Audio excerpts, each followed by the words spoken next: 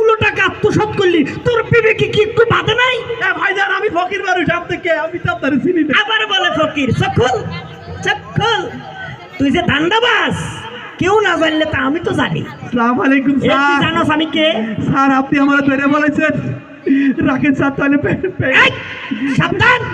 তুই জানোস আমি হাউন আঙ্কেলের লোক, সরি আমি হাউন সাহেবের আন্ডারে চাকরি করি। হাউন সাহেব জীবনে কখনো 1 টাকা ঘুষ খায় না, জানো? ও স্যার, আপনি হাউন আঙ্কেলের অধীনে চাকরি করে? ও স্যার গো, যাই করে আমারে হারুন আঙ্কেলের বাতিল হোটেলে নিয়েন না স্যার। এই, ও স্যার আমি ভালো যাবো স্যার। তোরা তাই না করে নেওয়া উচিত। তুই বলছিস তোরা বাতর হোটেলে নেওয়া যাবে স্যার না। মাফ করে দেন স্যার, বুঝছি আমাদের টাকা দিতে হইব স্যার। এই সমস্ত হারামের টাকা। আচ্ছা এখন তোর কাছে তো টাকাটা নিরাপদ না। ধরেন স্যার। নিরাপদ জায়গায় নিরাপদ জিনিস রাখতে হয়। স্যার